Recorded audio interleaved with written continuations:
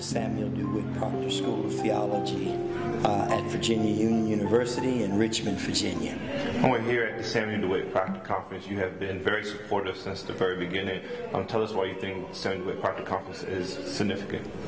Well, I think the Proctor Conference was birthed when there was a very real void in focusing the church on prophetic issues. I think there was a season in the life of the church where in some ways we had grabbed this idea of prosperity and in some ways believed that the indication of our faith was really participating in the excesses of capitalism, particularly as it finds expression in our country.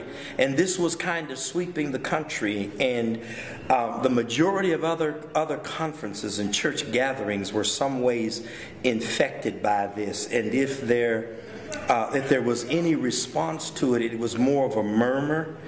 And we were in desperate need of a gathering in a context where we were challenged in a focused and consistent fashion to maintain the prophetic edge, the prophetic calling, and the prophetic obligation, particularly as it related to the black pulpit, but as related to a global reality. But the very life of the African American church was rooted in its recognition of and response to patterns of life and existence that violated our communities, our persons, and were contrary to the vision of God and the fulfillment of God's reign.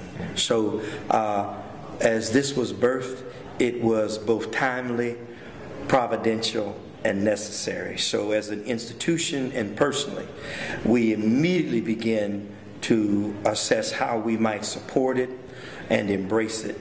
And particularly, we shared a name and sought to honor a common vision and ministry and a commitment that name represented.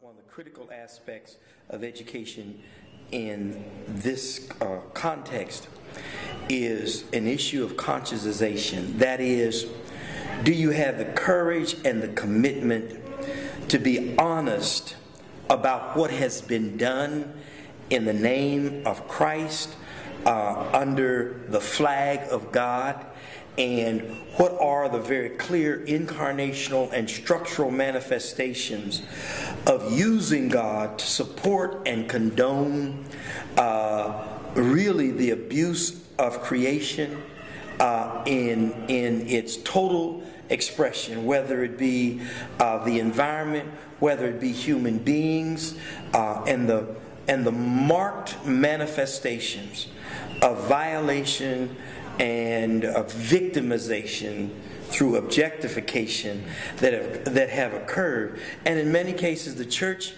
on one side has been stolidly silent, and on the other side has been a willing and invested participant in the maintenance and in supporting what is really destroying the earth and is absolutely alien to the person and practice of Jesus and contradictory to the vision of God for our future together. I had the opportunity to hear you last year at Sojourners and then at Princeton Theological. Both talking at times about hierarchy, this great chain of being. Talk a little bit about hierarchy and how you see this sort of imbalance or how it's played out within the church and faith community. Well, as you say when you hear me speak, I think there's no way to get around about the fundamental distortion has taken us out of relationships built upon mutuality, reciprocity, and the recognition of the inherent intrinsic value in all creatures and all creation, to a point where we are ranking creation and are hierarchically structuring relationships and our interpretations of the world with a superior and an inferior. And it is destroying the world. It is destroying possibilities and promise in the world.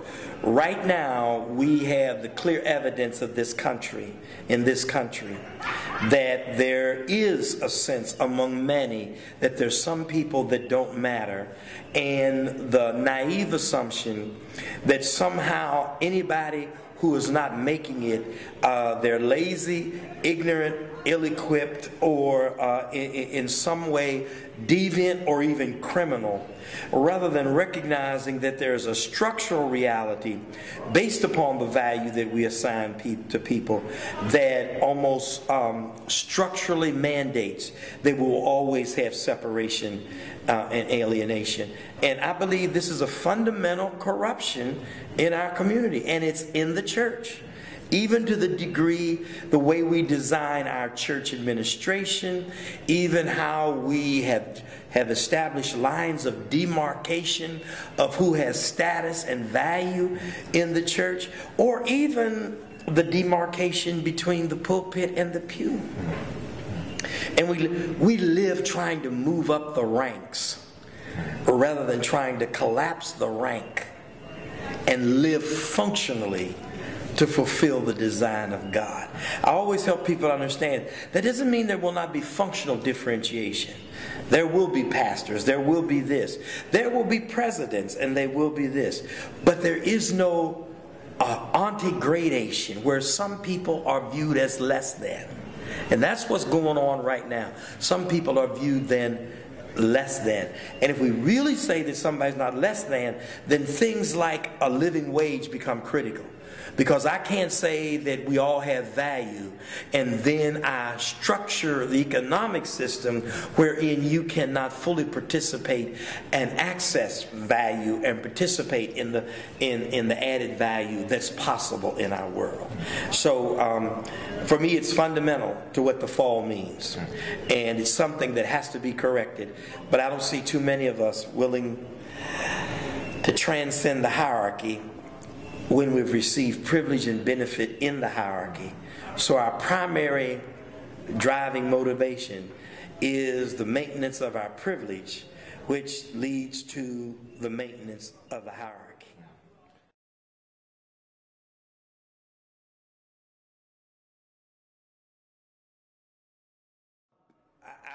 I would not say I'm not a biblical scholar. I teach theology. But when I read Scripture, I'm looking through a theological lens. Now, a biblical scholar will say, well, you're imposing theological thoughts or categories that were not a function of that world. So for them, the limit of interpretation is derived from a kind of socio-historical critical method. But I believe that the dynamism of the word, it's trying to communicate some truths. So when I read that and I see, here you have a symbol that represents that which is inviting us to participate in thought and behavior in that which is alien to God's design. And he introduces certain categories. He introduces a concept that God is threatened by you and wants to deny you in order to maintain God's superior position. When the way God has revealed God's self is God is with you. And God is giving God's self to empower you.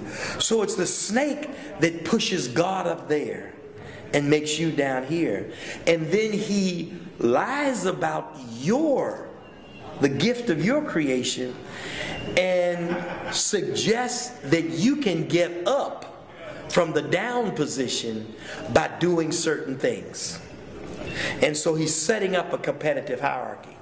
And then the consequences of the snake lead to certain things. We end up preaching and teaching what the snake is saying as God's truth.